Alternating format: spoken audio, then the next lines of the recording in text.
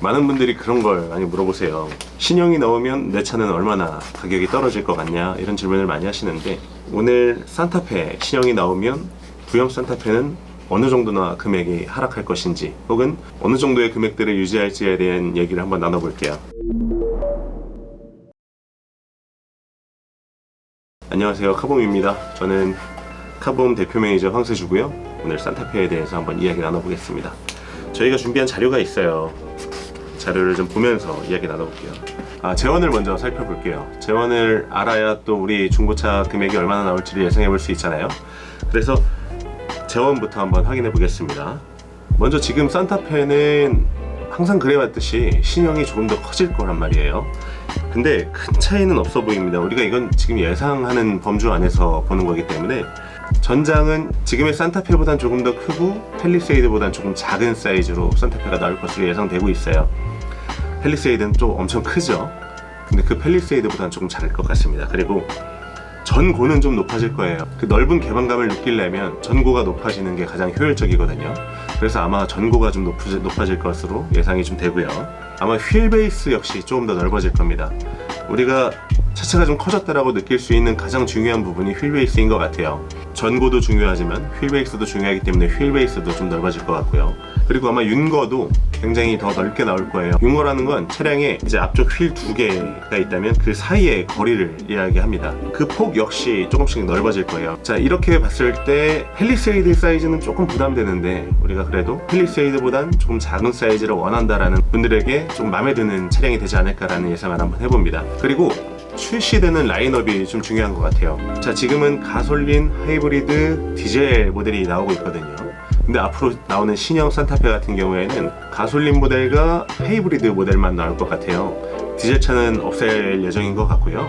그리고 1.6 플러그인 하이브리드는 아마 북미나 유럽의 수출용으로 제작을 하지 않을까라는 예상을 해봅니다. 저희도 이제 뭐 다른 유튜버 분들이라든가 아니면 뭐 네이버 기사를 통해서 재원들을 이렇게 하나하나 모아서 전달하고 있는 거니까요. 뭐 예상이라는 건 그렇잖아요. 정확하지는 않습니다. 하지만 전달해드리기 위해서 현재 나와 있는 것들을 다 종합해서 안내해드리겠다라고 보시면 될 것 같습니다. 디젤 라인업이 없어진다는 게 조금 아쉽긴 해요. 왜냐면 디젤 라인업은 또 나름의 운전의 재미도 있고 가솔린에서 주지 않는 디젤 SUV만의 특징이 있으니까요. 그런데 디젤 엔진은 없어질 것 같습니다. 그리고 다른 차량들과 마찬가지로 5인승, 6인승, 7인승이 아마 나올 거예요. 그리고 3열이 추가되는 6인승, 7인승 모델 같은 경우에는 아마 휠 베이스도 넓어지고 좌우폭도 넓어지고 전고도 조금 높아지기 때문에 아마 3열 공간도 조금 더 여유 있게 뽑아지지 않을까라는 예상을 해봅니다. 하지만 아시겠지만 SUV의 3열은 아무리 넓어져도 그렇게 이제 막 넓다, 편안하다라는 느낌은 잘 못 받는 것 같아요. 자, 이번에는 차량의 가격을 한번 비교해 볼게요. 현재 산타페는 내연기관 같은 경우에는 3,300에서 약 4,500 정도 신차가를 가지고 있어요. 옵션가를 제외하고입니다. 옵션가를 포함하면 5천만 원까지도 가겠죠. 그리고 하이브리드 모델은 3,600에서 4,700만 원 정도를 하고 있습니다. 옵션가를 포함한다면 이건 역시 5천 한 초반대 되겠죠. 그리고 산타페 풀 체인지 모델이 나온다면 아마 한 10% 정도 금액이 인상되지 않을까라는 예상을 하고 있습니다. 제가 하고 있는 건 아니고요. 많은 분들이 하고 있는 걸 종합해서 안내해드리는 겁니다. 그렇게 된다면 한 4천만 원 정도에서 최대 6천만 원 정도까지 인상하지 않을까라는 예상을 해볼 수 있을 것 같고요. 옵션을 포함한다면 그 정도, 그리고 그거보다 더 많이 나올 수도 있을 것 같아요. 자, 5천만 원 중반 혹은 6천만 원대의 산타페를 본다면 어떤 생각이 들까요? 그만큼 만족할 수 있는 디자인을 갖췄느냐가 가장 또 중요할 것 같아요. 옵션들은 이미 대형급 옵션들을 많이 가지고 왔기 때문에 옵션으로 금액을 판단하고 정하기는 어려울 것 같아요.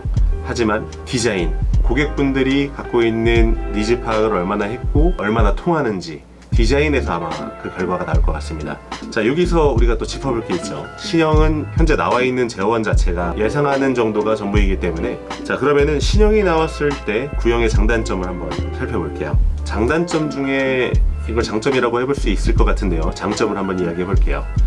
하나는 가격입니다. 왜냐면 신차 가격 상승은 중고차 가격의 동결 또는 적은 하락으로 이어질 수 있어요. 그렇기 때문에 제 예상에는 아마 신차 가격이 높아지기 때문에 더 뉴 산타페 같은 경우에 현재 가격을 유지하거나 혹은 적은 금액 하락으로 이어지지 않을까라고 예상을 하고 있고요. 또 구형의 장점으로 두 번째로는 구형에만 존재하는 디젤 라인업입니다. 디젤 차를 좋아하시는 분들이 또 있어요.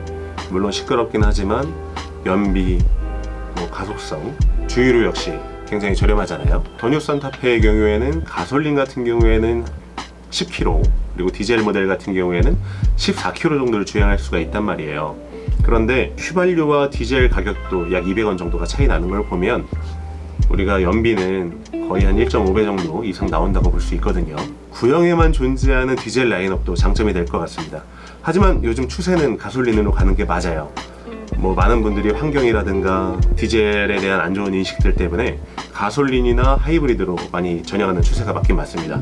환경 오염 측면에서는 유로6 요소수를 적용한 모델 같은 경우에는 미세먼지 부분에서는 디젤차가 가솔린보다 적은 편이거든요. 그래서 가솔린도 디젤에 있는 DPF처럼 GPF를 만들 예정이다라는 이야기가 좀 있어요.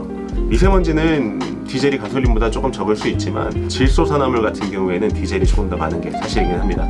다음으로 세 번째는 앞으로 나올 신형 대비 옵션은 부족함이 많지 않다는 거예요. 물론 다음 세대 옵션이 적용될 수 있긴 하겠지만 점점 나아지고 있는 건 분명하지만 이름만 다르게 해서 고가의 옵션으로 만드는 경우도 꽤 있습니다. 그렇기 때문에 아마 앞으로 나오는 산타페와 큰 옵션 차이는 많지 않을 것 같아요. 하지만 가격이 1000만 원 이상 차이 난다면 1년 차이에 약 1000만 원 차이가 난다면 우리는 아마 구형을 고려해 볼 것 같아요. 자, 다음으로 풀체인지 후 이번엔 단점입니다. 단점은 어떤 것들이 있을지 한번 이야기를 나눠볼게요. 첫 번째 역시 구형이라는 점이죠. 사람들은 신형이 나오면 신형 디자인 별로야 하면서 신형을 조금 밀어내는 듯한 성격을 보이시는 분들이 많이 계세요. 하지만 신형이 자리를 잡고 나면 언젠가는 사실 신형의 역할을 해줍니다. 가장 중요한 건 아마 디자인일 거예요. 구형보다 확실히 획기적이고 멋진 디자인, 그리고 깔끔한 디자인, 실내의 어떤 멋스러움. 요즘에는 실내의 멋이 가장 강조되는 것 같아요. 계기판과 디스플레이의 연동, 그리고 시트의 고급스러움, 이런 것들이 구형과 신형을 좀 가르는 정도가 되지 않나, 디자인에서. 그래서 첫 번째 단점은 구형이라는 점입니다. 두 번째가 아쉬워진 실내 인테리어인데, 지금 원래 저희가 두 번째 단점을 아쉬운 실내 인테리어라고 하려고 했는데 그거는 제가 첫 번째에 섞어서 말씀을 드린 것 같아요. 자, 그 다음에 세 번째입니다. 연식에 의한 노후화입니다. 연식이 지나면 아무래도 차는 노화될 수밖에 없어요. 우리가 차를 재산으로 치던 옛날과는 많이 달라졌습니다. 차는 소모품일 뿐이에요. 그래서 연식이 되고 키로수가 많아지면 차는 노후화 되기 마련입니다. 그렇기 때문에 앞으로 수리할 것도 많고 AS도 무상으로 안 되는 그런 단점들을 걱정하시는 분이라면 당연히 신형으로 가는 게 맞겠죠. 하지만 거기서 1000만 원 정도의 가격 차이를 편안하게 생각하신다면 신형으로 가는 거고, 그게 아니라 중고차도 좋거든요. 사실 중고차도 그렇게 막 쉽게 망가지거나 문제를 일으키지는 않습니다. 그래서 잘 준비되어 있는 중고차를 살 것이냐 라는 차이가 있을 것 같아요.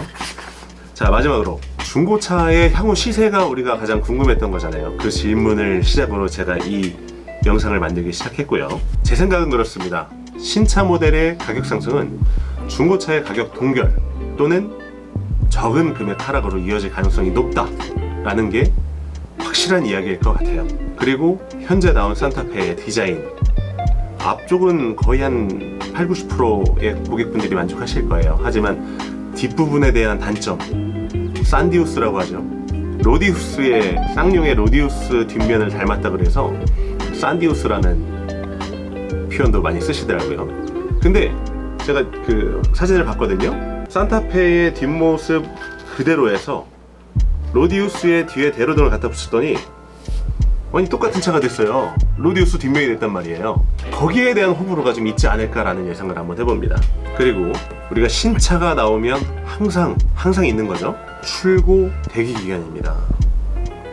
이게 산타페이기 때문에 어쨌든 그 산타페의 명성을 이어나갈 계약 대기 기간이 필요할 거예요. 아무리 사전 예약을 했다고 쳐도 출고 대기 기간이 굉장히 길 겁니다. 그리고 또 초기 모델의 불량률, 그것도 되게 중요하잖아요. 근데 아마 초기 모델의 불량률이 신차가 나오고 나서 3개월, 6개월, 1년 후에 밝혀지기 시작할 겁니다. 우리 옛날에 보면 산타페 DM 때도 뭐 수타페라든가 뭐 이런 초기 모델 불량률들이 좀 있었잖아요. 이번 산타페에는 과연 어느 정도의 완벽함을 가지고 출고를 할지에 대한 기대감 또는 걱정하는 마음이 있을 수밖에 없을 것 같습니다. 그리고 국산차는 아시겠지만 산타페, 소렌토잖아요. 요즘에는 소렌토한테 좀 많이 밀리고 있는 산타페이긴 하지만 중고차 시장에서는 그래도 인기가 있는 편입니다. 그래서 아마 신형 산타페가 나오더라도 중고차 시장에서도 베스트셀러 모델이기 때문에 제 생각에는 아마 당분간은 신형이 나온다고 해도 기존 모델들의 가격 영향은 크게 없을 것으로 예상이 됩니다. 자, 오늘 영상 여기까지 마치고요. 오늘이 8월 8일인데요. 아마 이 영상은 내일 업로드가 될 예정이에요. 그리고 8월 10일 날 이 신형 산타페 재원이 나온다고 합니다. 가격표도 나올진 모르겠지만 그때 나올 걸로 예상을 하고 있어요. 그 이후에 다시 한번 구형 산타페와 신형 산타페를 비교하면서 중고차의 금액에 어느 정도의 영향을 미칠지에 대한 이야기를 나눠보도록 하겠습니다. 카봄 대표 매니저 황세주였고요. 오늘 영상 여기서 마치겠습니다. 감사하겠습니다. 감사합니다. 저희 카봄의 다른 차량이 궁금하신 고객님들께서는 화면에 보이는 영상을 시청해 주시면 감사하겠습니다.